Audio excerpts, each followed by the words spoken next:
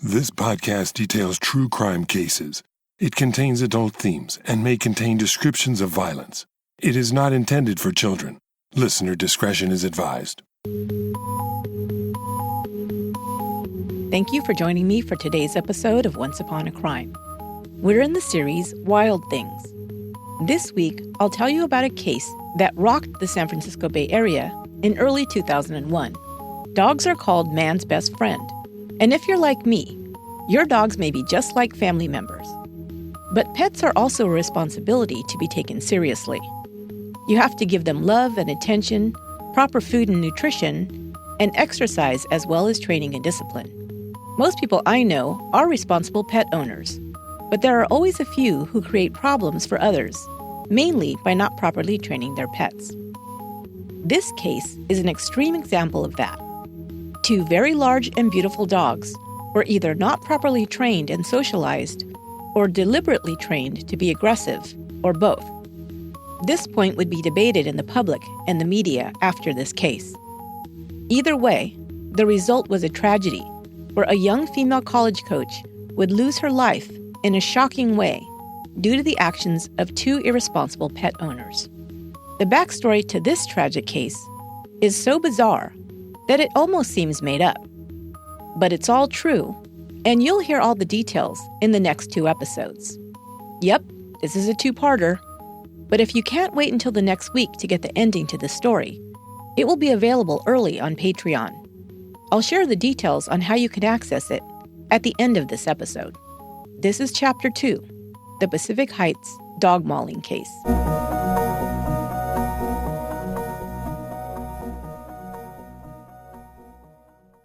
The Pacific Heights neighborhood of San Francisco is made up of only 0.9 square miles, or 2.5 kilometers, and is home to approximately 22,000 of San Francisco's 890,000 residents. It's one of the most exclusive and expensive areas in the city, and in fact, is one of the most expensive neighborhoods in the United States. It sits in the northwest corner of the city, at 100 meters above sea level, providing residents with panoramic views of a Golden Gate Bridge and the San Francisco Bay. Mansions built in the Victorian, Edwardian, and Chateau styles dot the neighborhood. Notable residents include billionaire real estate developer Jay Paul, United States House Representative Minority Leader Nancy Pelosi, and author Danielle Steele. The home shown in exterior shots of the movie Mrs. Doubtfire is located in Pacific Heights. Not all residences in Pacific Heights are mansions. There are many architecturally beautiful apartment buildings that are somewhat more affordable than the record-breaking 11,000 square foot, $40 million mansion that was listed for sale recently. Still, apartments are pricey, with one-bedroom, one-bath units in sought-after addresses currently renting for no less than $5,000 per month. So a neighborhood like Pacific Heights can be described with adjectives such as genteel, well-heeled, and upscale. So when the residents of Pacific Heights began having issues with irresponsible dog owners who couldn't or wouldn't control their animals, they weren't sure how to respond. One resident who'd had scary encounters with her neighbor's dogs was 33-year-old Diane Whipple. Diane was a lacrosse coach at St. Mary's College in nearby Moraga. She and her partner, Sharon Smith, had moved into their sixth-floor apartment located at 2398 Pacific Avenue in May of 1999. Sharon and Diane had been together for 7 years.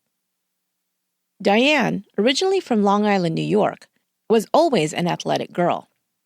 At 5'5", she was graceful and skilled on the lacrosse field. She played for her college team, Penn State, and was even chosen NCAA's Female Athlete of the Year. Diane played for both the United States and World Cup lacrosse teams. She trained to qualify for the 1996 U.S. Olympic team and did well, but just missed qualifying. She met Sharon Smith through an introduction by a mutual friend, and they hit it off right away. Before long, they were conducting a long-distance romance. Diane in San Diego and Sharon in San Francisco, where she was in the Charles Schwab training program. Just a few months after meeting, Diane relocated to San Francisco to be with Sharon. Diane had to put aside her goals of being a professional lacrosse player when she was diagnosed with thyroid cancer in her 20s. However, she found a job coaching lacrosse at the private college St. Mary's of California. She loved the sport and her students. Her energy and enthusiasm made her a popular coach at St. Mary's. Beginning in the fall of 2000, Diane and Sharon began seeing a couple walking two large dogs through the building. They encountered them at times when they were retrieving their mail or heading down to the garage. Before long, they realized that the couple with the dogs were neighbors who lived just down the hall. Their dogs were not normal-sized dogs. They were both easily over 100 pounds each. The larger of the two was a brindle-colored, non-neutered male with tan tiger stripes. The other was slightly smaller and female with the same coloring. The man who was seen walking the dogs was tall and heavy-set, with bushy gray hair and a mustache. His name was Robert Noel. The woman, Marjorie Noller, was about a foot shorter than her husband, of medium build, and seemed at least a decade younger than him. He looked to be in his late 50s, and she in her 40s. The dogs wore harnesses, and Diane and Sharon would see one or both of the owners walking the dogs together. They didn't appear to have complete control over the large dogs. Even Noel, a large man, seemed to have to pull with a lot of strength to get the dogs to move in the right direction. The women were even more startled when they'd see Noller trying to handle the dogs by herself. Together, those dogs, as they took to calling them, must have had at least 100 pounds on the petite woman. The couple wasn't friendly, and Diane and Sharon didn't know their names. As a matter of fact, the first time Sharon had encountered Noel with the dogs in front of their building, in September of 2000, she had tried to pet the dogs, and he had snapped at her, "Don't do that." She drew back, startled, and he explained that she shouldn't touch the dog. He'd been in a fight with another dog in the park recently, he said, and was still, quote, a little spooked, unquote. The foyer and the hallways of the building were narrow, and they had to access their sixth-floor apartment by elevator. It was the old-fashioned kind that locked into each floor. Once the elevator locked, a heavy metal door had to be opened by hand to enter.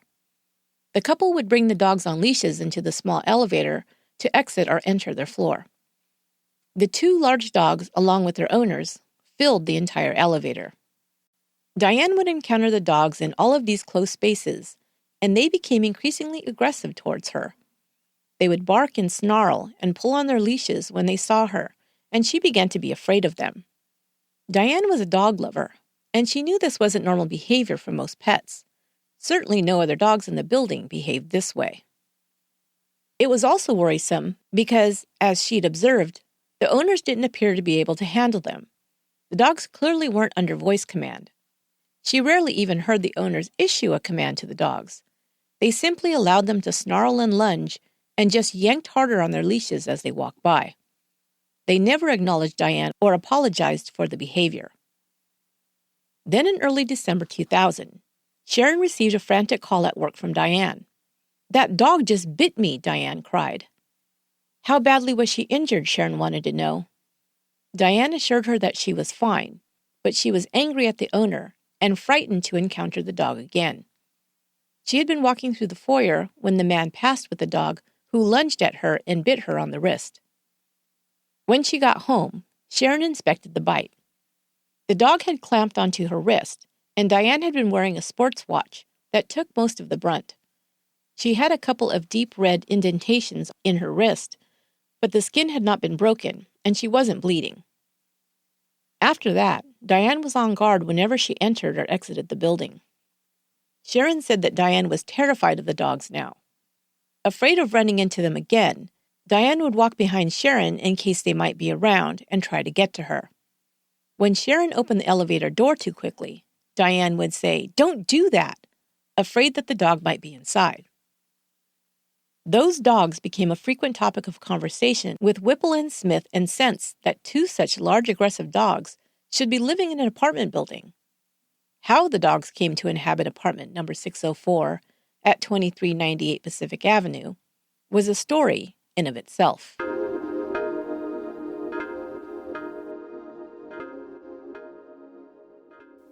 What comes to mind when I say the phrase, good hair day?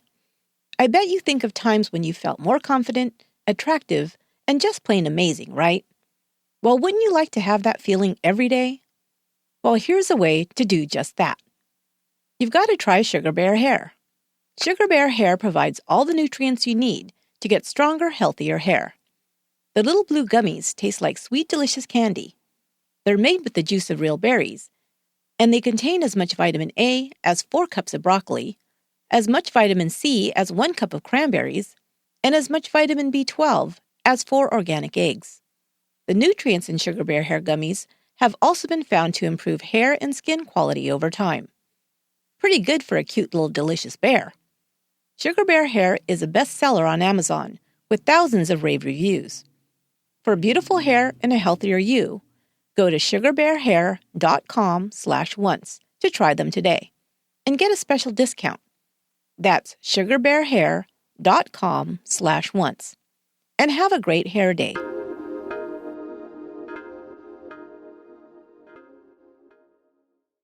Today's episode is also brought to you by Poshmark. You can shop on Poshmark to find designer clothing, shoes, and accessories at a fraction of the cost of retail. Poshmark has tons of brands to choose from. You'll be amazed at what you find. Brands like Louis Vuitton, Chanel, and Christian Louboutin. I've loved selling on Poshmark because I get to practically shop for free with the money I've made from my sales. There are so many cool items that I've had on my wish list for a while, but I didn't want to fork out so much cash. Now I don't have to. I already told you about the Doc Martens I found for 50% off retail, and I recently found a Fitbit smartwatch for over 50% off retail. I've been wanting one of those for a while. I even found the latest models. You can get some of these great deals too. Download the Poshmark app on the iTunes or Google Play stores to easily buy and sell items. And when you do, use my referral code, OnceUponACrime, to get $5 off your first purchase. That's Poshmark, Poshmark, and use referral code OnceUponACrime. And thanks for supporting the show.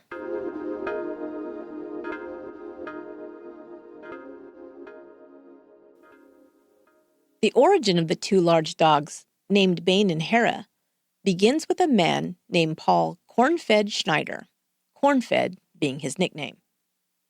Paul Schneider was born in 1962 in Cerritos, California, a small suburban town located in Los Angeles County. He grew up with his mother, stepfather, and 2 younger sisters. Paul would say that he had a happy childhood, and that his stepfather, a retired Air Force officer, would take him flying in Cessnas, small piston-powered aircraft popular with recreational pilots. However, Paul's younger sister Tammy would tell Rolling Stone that life in their home was hell. Her stepfather was abusive, bordering on sadistic, she says. He would sometimes wake them in the middle of the night to scour the bathroom floors with toothbrushes, a la Mommy Dearest, and he beat them. Tammy says her first beating occurred when she was only 8 years old. When she was still in her preteens, her stepfather began sexually abusing her. Paul would come to his little sister's defense. He stood up to our stepdad, Tammy says. That man used to beat the shit out of Paul. In 1979, after graduating from high school, Paul joined the Air Force. He did not do well under another person's authority and always needed to break the rules and buck the system. He was discharged from the service for writing bad checks. He returned home to Cerritos to manage a pizza parlor. One night he arrived at the restaurant, hidden behind a mask, and robbed the place. But Paul had bigger plans. His sister Tammy at that time was working as a cashier at a local grocery store. He would see the armored cars arriving at the store with bags of cash. He also decided that the armored security guards were arrogant and full of themselves. He wanted to show them they weren't so tough. He robbed the guards, getting away with almost $100,000 in cash. When he arrived at his parents' home riding a brand new tricked-out motorcycle, his stepfather called the cops and told them that he suspected his stepson of the armed car robbery. They began building a case against him, and in 1985, at the age of 23, he was convicted of the robbery and sent to New Folsom Prison. In prison, Schneider continued to fight authority and hated the guards, defying them at every turn. He soon connected with the Aryan Brotherhood, the white supremacist prison gang, and was allowed to join their ranks after he stabbed a guard in the neck. While in court to testify at another inmate's hearing, Schneider attacked the defense attorney, stabbing him multiple times with a weapon made out of a soup ladle that he'd managed to smuggle into court. When questioned as to why he had done so, Schneider said he wanted to show up the new prison warden, who had boasted about airtight security measures. He thought that the warden was too arrogant and needed to be taught a lesson. He picked the defense attorney to violently attack because he, quote, didn't like his attitude, smart-aleck remarks, or demeanor, unquote. Schneider was transferred to the newly opened Pelican Bay State Prison, a facility that was built to house the worst of the worst inmates in the California correctional system. Paul Schneider qualified. Pelican Bay Prison is located at the extreme northwest corner of California, just a few miles south of the Oregon border. It is the only supermax state prison in California. Almost half of the inmates housed there are serving life sentences, and nearly all have prior histories of violence at other state prisons. In 1997, Schneider got into a violent altercation with a rival gang member in the shower unit of the prison. The two inmates were brought down by a non-lethal gas gun, which fires plastic projectiles. Several shots hit Schneider in the head, for which he sued the prison. The case was thrown out of court. After being released from the infirmary, Schneider was sent to the secure housing units, or the SHU. Here, the most violent prisoners are locked in solitary confinement 22 hours a day, 7 days a week. Schneider would consider it a point of pride, saying he'd been sent there to be isolated away from the rapists and child molesters. Even the most violent and murderous inmates consider these offenders beneath them. Special Agent Devin Hawks was working for the U.S. Department of Justice on site at Pelican Bay in a special gang unit alongside gang expert Jeff Brittle. They suspected that Paul Schneider was an AB shot caller, playing a leadership role in the gang, and may have ordered hits on enemies inside and outside of prison.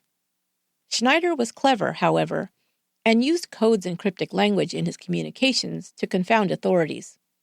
They all but knew that Schneider was having people murdered, but could not put together an unassailable case against him. However, by this time, Schneider was serving a life sentence after his attacks on guards and the attempted murder of the attorney, and was incarcerated at one of the most secure units in the country.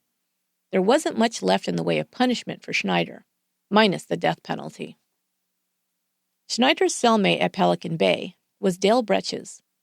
Bretches had been convicted of murder in 1979 after beating a man to death in a San Diego bar. He was serving a life sentence. He was also a member of the Aryan Brotherhood. Locked in their cell away from the general population, Schneider and Bretches began creating artwork.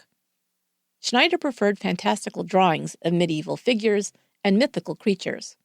He was also a fan of Tolkien's tales and Norse mythology. He studied ancient rune symbols, which Special Agent Hawks believed he used to transmit coded messages to gang associates. Schneider enjoyed drawing animals most of all, and asked his sister to send him magazines with animal pictures so that he could use them as models for his artwork. It was when he came across a copy of Dog Fancy magazine that he and Bretches got the idea to start a dog breeding service. Ads in the back pages of the magazine listed dogs for sale, and one breed particularly caught Schneider's eye. The Presa Canario is a breed that originated in Spain's Canary Islands and was used by Spanish cattlemen to kill wild dogs that attacked their cattle. Later, the Presas themselves sometimes had to be destroyed when they began attacking and injuring the cattle themselves. Later, the dogs were used for the sport of dogfighting. This was banned in Spain in the 1940s, but continued to be a common practice through the 1950s. Only farmers and hunters were legally allowed to own the powerful breed due to the damage they could do with their powerful jaws. The average-sized male Presa is between 100 and 160 pounds, or 45 to 73 kilograms. Females average 85 to 150 pounds, or 39 to 70 kilograms. The breed became rare, but was kept from disappearing by a few breeders who sold them to be used as guard dogs.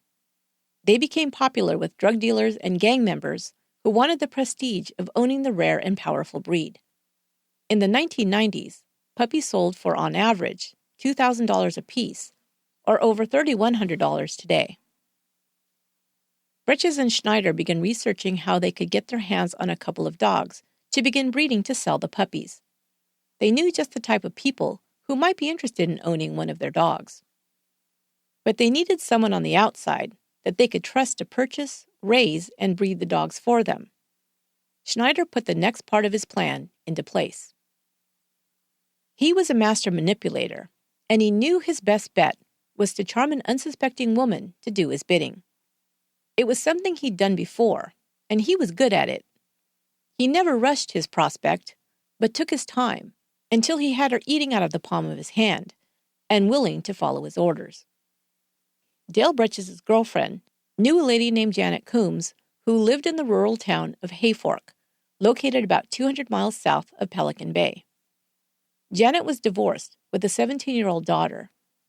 She lived on and operated a 4-acre sheep ranch. Bretches' girlfriend, Janet Capes, had met Coombs at church. When her boyfriend asked her if there was anyone who might be interested in writing to his cellmate, Capes thought of Janet Coombs and persuaded her to write to Schneider as her, quote, Christian duty towards a lonely inmate. Little by little, Schneider worked on Janet, first telling her his version of his life story.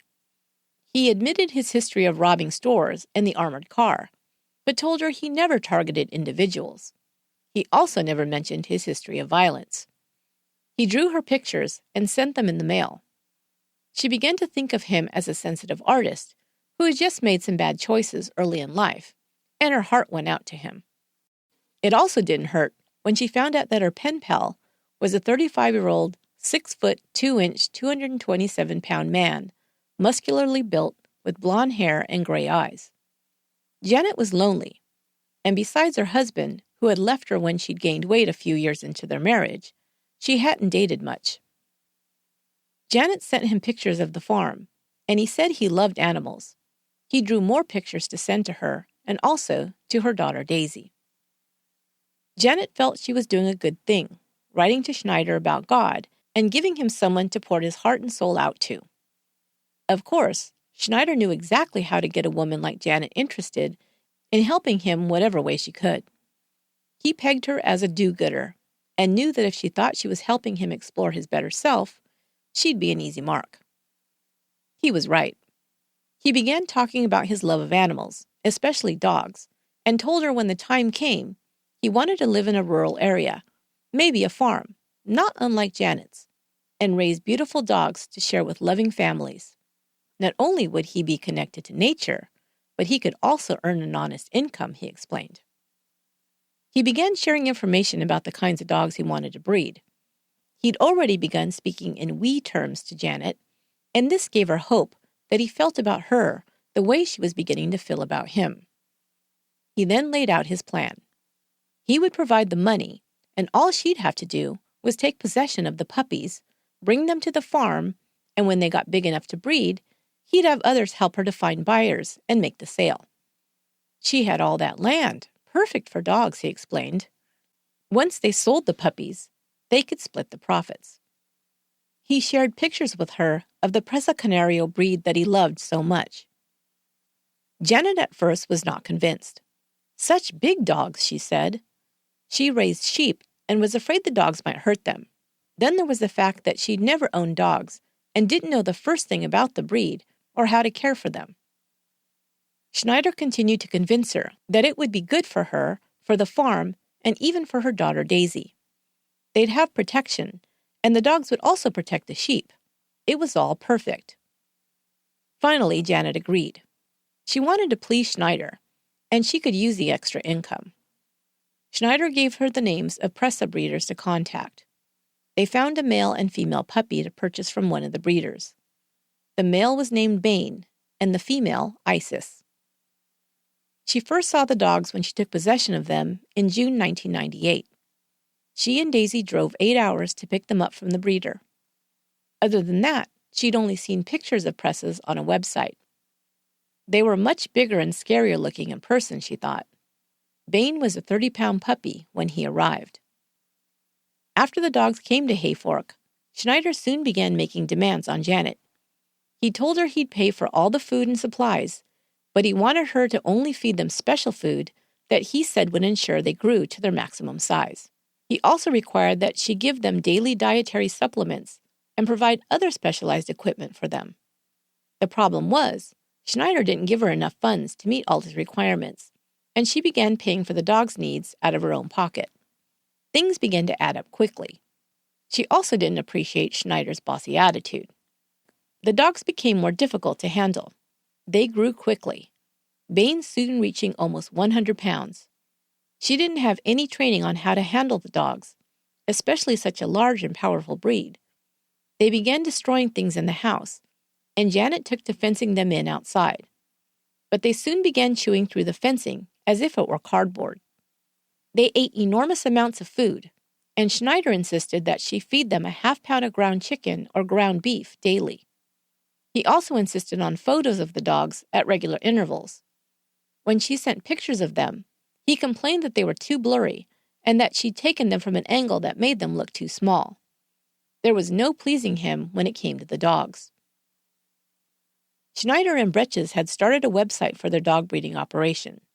They named it Dog O' War Kennel. One of the pictures of Bane that Janet had sent was now posted on it, and underneath, the caption read like a dictionary entry. Bane, 1. One who causes death or destroys life. 2. Death, destruction, ruin. 3. One who ruins or spoils. Bane was going to be their prize stud. Even while Janet was telling Schneider that she couldn't handle or afford the dogs, he was making plans to purchase 2 more females for Bane to breed with. Isis was already pregnant with her first litter of puppies by that time. So before long, Janet and Daisy were making another trip to pick up 2 more female puppies, Hera and Fury. Fury was incorrigible from the start. When Janet picked her up in the airport, she was housed in a portable dog crate. The baggage handler told Janet to be careful. "You've got Cujo in there," he said. "It's going berserk."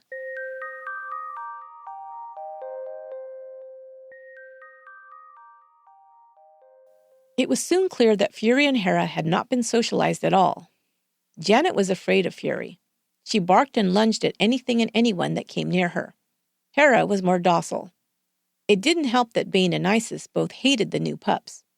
Bane was also a bully to Isis, pulling her out of her kennel and knocking her around before urinating on her. This is not normal behavior for a dog, and Janet reported it to Schneider, concerned for the safety of the other dogs. Schneider, in response, thought it was funny. He enjoyed hearing that the dog was aggressive. Bane and Isis became impossible to contain within any fences.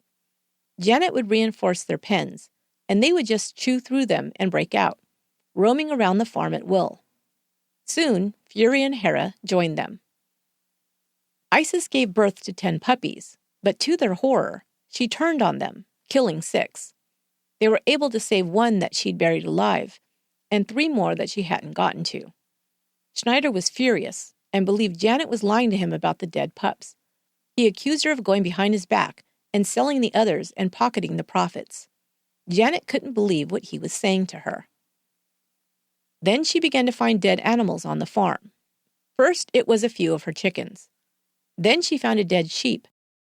Finally, Daisy's cat was found dead.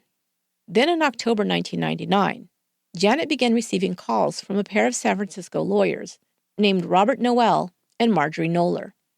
They were representing Paul Schneider, who had filed a lawsuit against her to take possession of the dogs. Not only was she to hand them over, they also wanted her to transport them to San Francisco. She refused.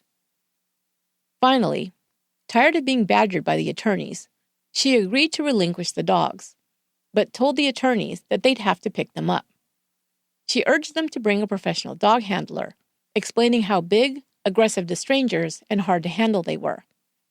By that time, about a dozen of Janet's sheep and even more chickens had been killed by the dogs. But rather than being concerned, Janet said Marjorie Knoller was condescending and rude and dismissed her warnings out of hand. "You can expect us early," Knoller said in a clipped tone.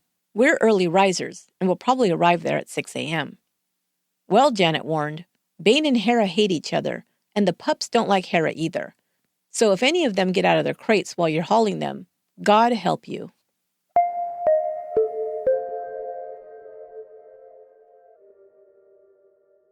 Robert Noel and Marjorie Noller arrived to pick up the dogs in Hayfork on April 1st, 2000. They had come by the previous day to take a look at the animals, and at that time realized the crates they'd brought were too small for the enormous dogs. They planned to return the next morning, April Fool's Day, with bigger crates as well as a professional dog handler. Janet thought that the two lawyers looked nothing like what she'd expected. Instead of two big city lawyers in $1,000 suits, she thought Robert Noel looked like an aging preppy with his jeans and sweatshirt and boat shoes. Marjorie Noller, his wife, was trying hard to fit in, she thought, in her jeans and cowboy boots, her hair in pigtails. Noller seemed to feel a little bit bad for Janet.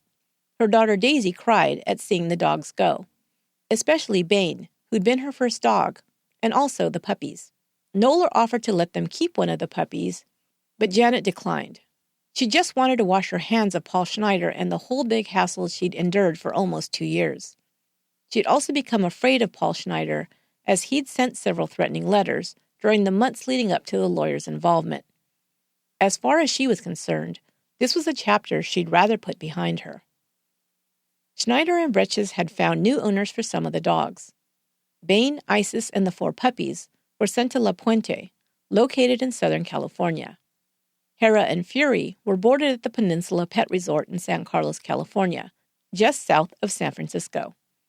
They were being pampered and prepped to be sold to new owners.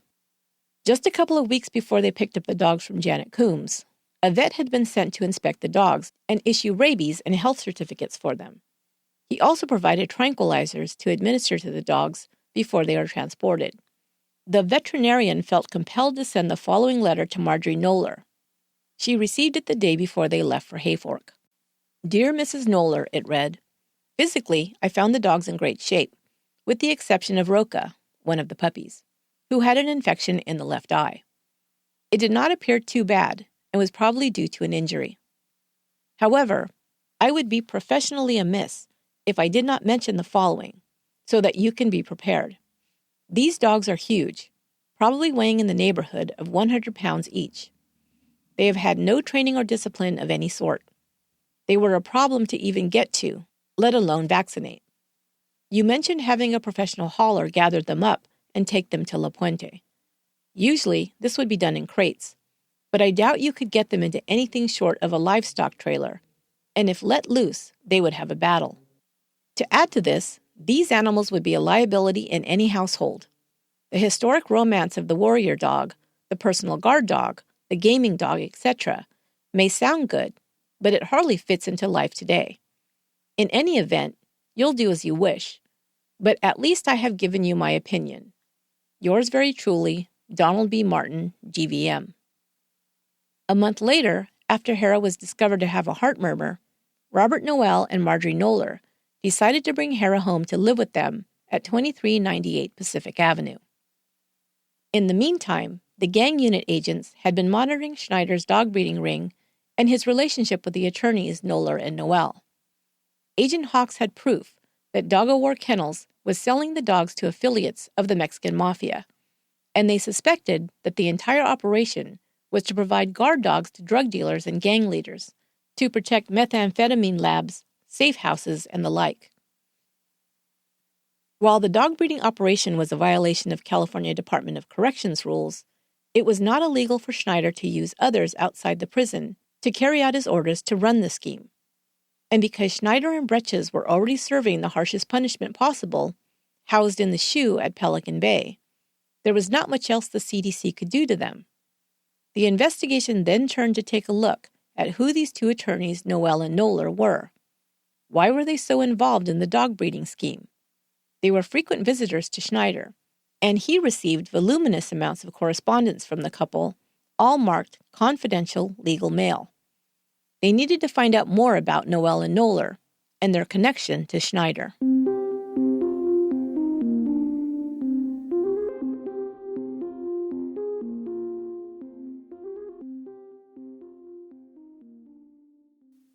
Robert Noel and Marjorie Knoller had married in 1989. Noel was 15 years her senior, and already an experienced and respected attorney when they met. He'd graduated from the University of Maryland on a Marine Corps scholarship before attending law school. In 1969, he was hired by the Justice Department, working as a tax attorney in Washington, D.C. He'd married his first wife, Karen, in 1963. They had 3 children together. In 1980, Noel moved to California to take a job as an assistant U.S. attorney in San Diego. He said he became disillusioned with the amount of power the government possessed and how it, quote, rolled over the common man. He quit his federal job and moved to San Francisco to work for a corporate firm. At about the same time, his 23-year marriage ended. His wife Karen describes her ex-husband as mentally ill. His son Robert Jr. was quoted in Rolling Stone, saying that his father was, quote, a jackass. In San Francisco, Noel was briefly married a second time before he met Marjorie Knoller, his third wife. Marjorie was a recent law school graduate employed by the same firm as Noel. She was 32 years old. They found that they had a lot in common, and it wasn't long before they moved in together. Marjorie grew up in Brooklyn and had aspired to be an FBI agent in her youth. She was a straight arrow who didn't relate to her college classmates, who spent their weekends partying and socializing. She had the freedom, having been born into a well-to-do family, to indulge her idealism. She considered herself an activist and aspired to do pro bono work primarily. In 1988, Noel and Knoller quit their law firm and started their own practice. Buoyed by Marjorie's trust fund, they focused on pro bono cases. While Noel had once been a respected attorney who hobnobbed with first government officials and later San Francisco's social set, he and his wife began thumbing their noses at the establishment and, frankly, became a drag at parties. While attending a soiree at Ann and Gordon Getty's mansion, Noel began to grumble. Why doesn't Ann just turn her mansion into a home for the homeless? He was heard to say, since she cares so much about them, donating her big fat house could probably solve the whole problem. Knoller's idealism had certainly had an effect on her husband. In 1994, they took a case representing John Cox, a Pelican Bay prison guard. A class action suit had been filed by inmates at Pelican Bay, claiming that guards used excessive force against them. John Cox had testified in the landmark case, and then claimed to have been retaliated against by prison officials for doing so. The suit was thrown out after the court heard evidence that Cox had been disciplined for legitimate reasons, including several sexual harassment allegations. Soon after the judgment, Cox was arrested for sexual assault and jailed. Within days, he was found hanged in his cell. Knoller and Noel had become fierce opponents of the CDC, or California Department of Corrections. They began representing prison guards and inmates in grievances against the CDC. Legal experts would review Noel and Knoller's suits against the CDC, and they would report that they had made major procedural errors in these cases and often argued unsupported conspiracy theories that the court found unconvincing. In 1997, they represented another Pelican Bay guard. This time, the guard was accused of collaborating with the Aryan Brotherhood to beat and murder child molesters incarcerated at the Supermax prison. Prisoners were called as witnesses for the guard, who was ultimately found guilty. One of the witnesses Noel and Knoller had used in court was murdered in prison. Paul Schneider had also been called into court to testify, but he'd refused to speak while on the stand. Noel was impressed by Schneider's swagger and began visiting and corresponding with him. The truth is, Paul Schneider was grooming Noel and later Knoller to carry out his bidding, much as he'd done numerous times in prison, including with Janet Coombs. Noel was a valuable asset in that the correspondence he sent to Schneider all came labeled confidential legal documents, and so could not be opened by prison officials. They would be the next people he enlisted to continue his dog breeding operation, and he would figure out what buttons to push to lure them in, hook, line, and sinker.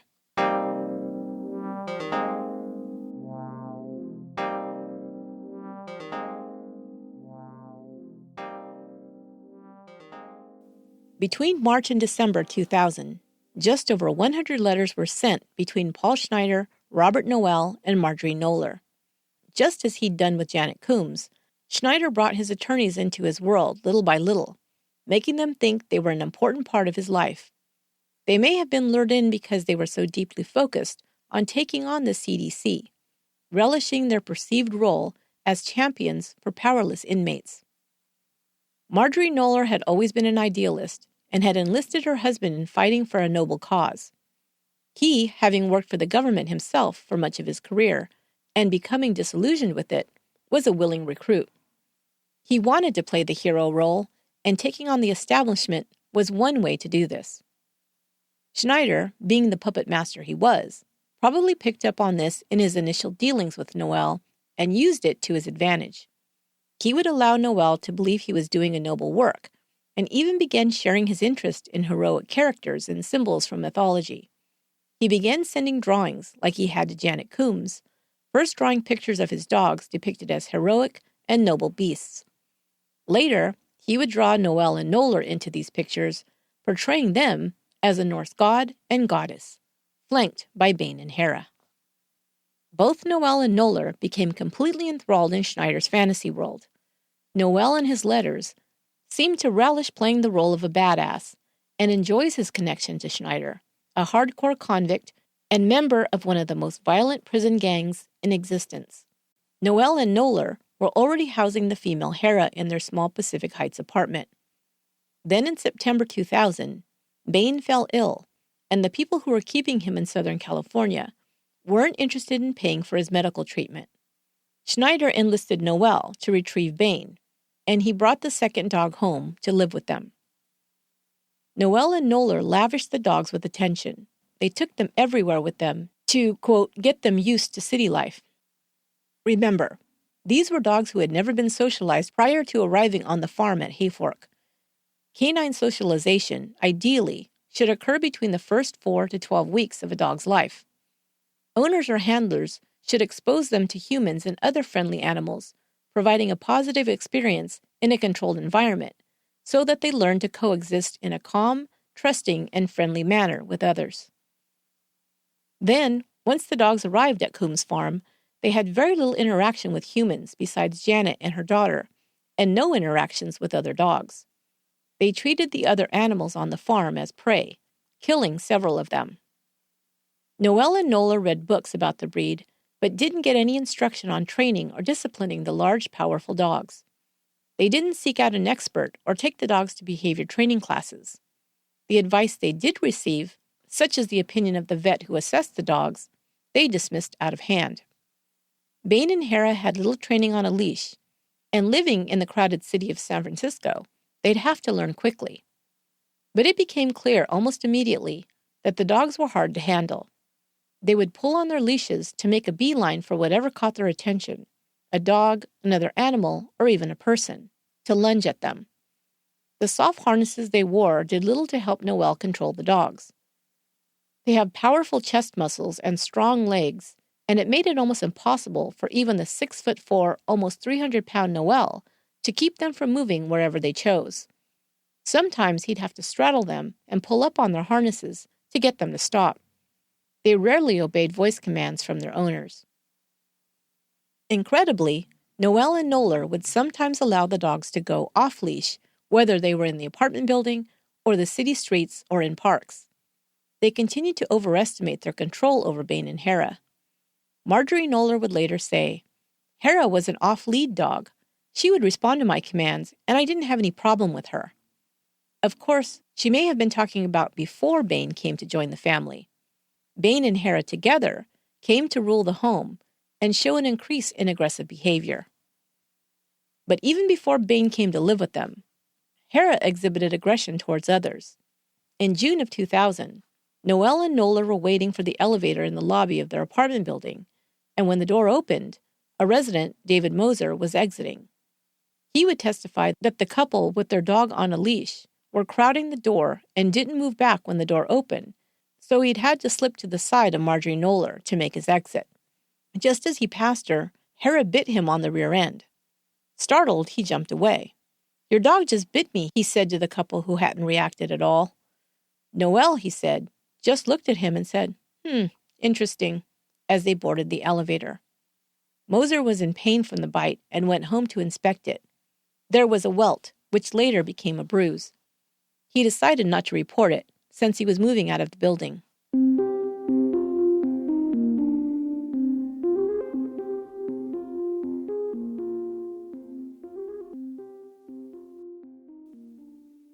Four days after Bain arrived, Noelle took both dogs to an off-leash dog park in nearby Crissy Field. Hera was off-leash, while Noelle walked Bain on a lead. Noelle would later say that the other dog, a medium to large-sized dog, about 75 pounds, started the fight. In either case, Bain and the other dog began fighting, and Noelle tried to control the dog by straddling him, but was brought down to the ground. In the melee, Noelle's hand ended up between the dogs, and by the time the owners were able to separate them, Noelle's right index finger had been bitten almost completely off. He at first said he didn't know which dog had done the biting, but later admitted that it had been Bain. He considered it an accident. He had to undergo surgery to reattach the finger, and almost had to have it amputated. He was off work for a month, and while he was able to keep his finger, he was permanently disfigured. The incidents of the dogs menacing, attacking, and terrorizing others continued on a fairly consistent basis over the next few months. Each time, one or both owners were accompanying them. The dogs were also observed to be aggressive towards other dogs at a neighborhood park. Once Hera attacked a dog who was attempting to play with her, latching onto her snout. Noelle was unable to separate the dogs. Hera finally released her grip when another dog owner threw her keys at the dog, startling her. An 8-month pregnant woman, who was a resident of the building, was passing through the lobby while Noelle walked by with one of his dogs on a leash. She could not tell the dogs apart. The dog suddenly lunged toward her stomach, mouth open and teeth bared. She drew back, startled, as the dog's teeth snapped closed. Noelle jerked the dog back, saying, "Come on," as he led it away. He did not acknowledge the woman, nor apologize to her. Neil Bardick was walking his 3-legged Sheltie Merrill in the neighborhood when he came upon Marjorie Noller walking one of her dogs. As the dog saw the 35-pound Sheltie, it lunged forward, pulling Noller to the ground. The bigger dog bit into Merrill's back as Bardick yelled at the woman to get control of her dog. She called to it, but he could see that she was unable to control the dog. Afraid his dog would be killed, he stood over the presa and grabbed it by the head until it finally released the dog, who was able to get away. Noller appeared shaken and contrite, Bardick said. He took his dog in for treatment of a bite wound, and she recovered. A neighborhood dog walker said that whenever she encountered Bain and Hera, they would bark and lunge at her dogs. Still another dog walker, Ron Boja, had one of his client's dogs attacked by Hera while she was off-leash in the park. He had spent several minutes with Noller, Noelle, and Hera, talking and acquainting the dogs, before letting them off-leash to play. As soon as she was released off her leash, Hera turned on the standard poodle, grabbing it behind the ear and shaking it violently. Boja used his expert knowledge of dogs to apply pressure to her jaw muscles, which caused her to release. He reported that Noelle was unable to get the dog to obey, and Noller just looked on, helpless. There were numerous incidents of the dogs barking and lunging at apartment residents as they encountered them exiting and entering the elevator with their owners. Diane Whipple became extremely nervous every time she waited for the elevator to arrive, not knowing if the aggressive dogs would be inside and ready to pounce. By December, Bain and Hera were so aggressive that neighbors began to describe them as berserk. Noelle's next-door neighbors had been complaining of the barking on the other side of the wall for months.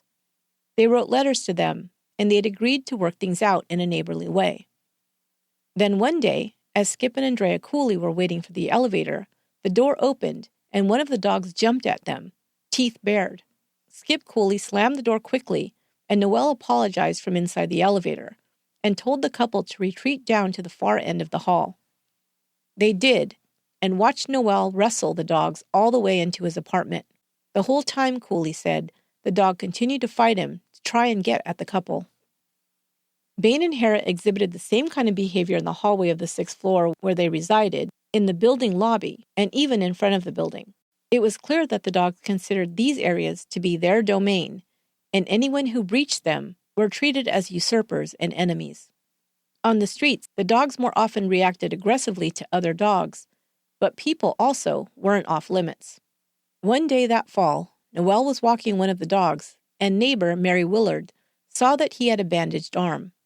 Suddenly, the dog became excited and started running.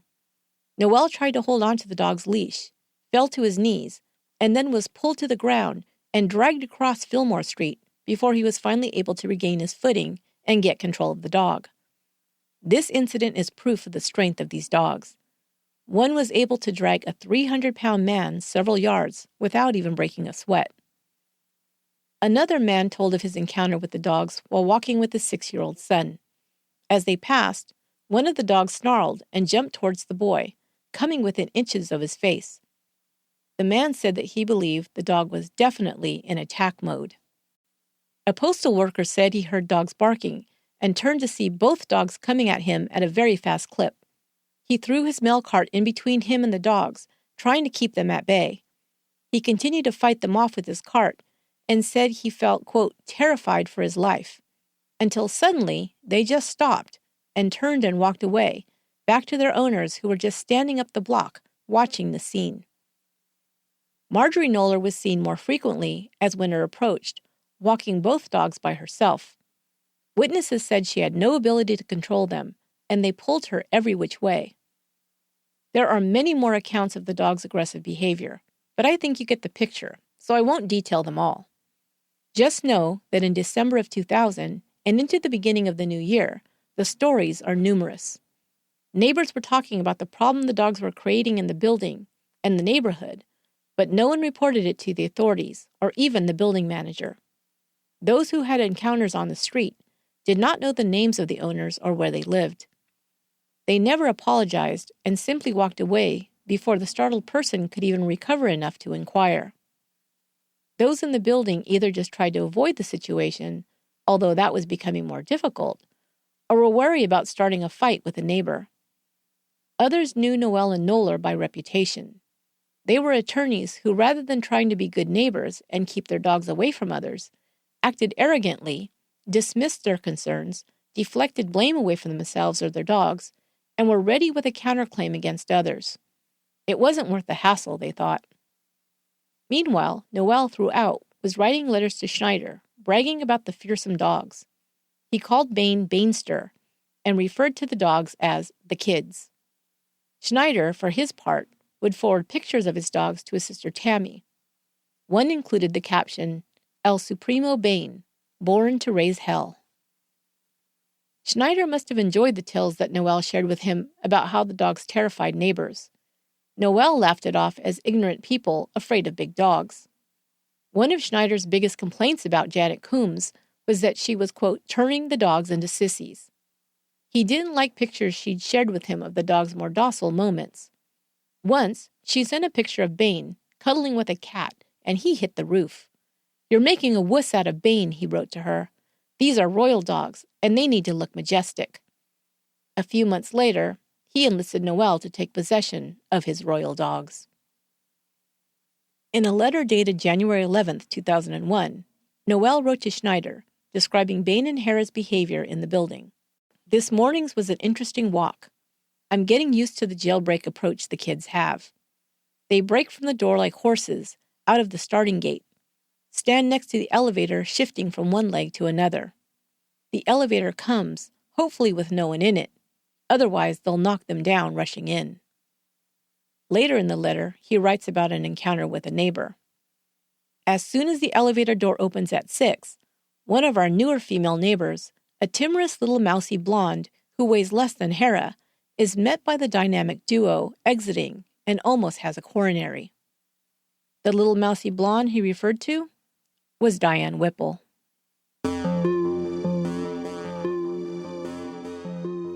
That will conclude Part 1 of the Pacific Heights dog mauling case. Part 2 will be released next week and will be our final chapter in the series, Wild Things. But if you don't want to wait a whole week for Part 2, you can hear it early. It will be released this coming Wednesday on Patreon. To become a patron to access it and other bonus content, go to patreon.com/onceuponacrime.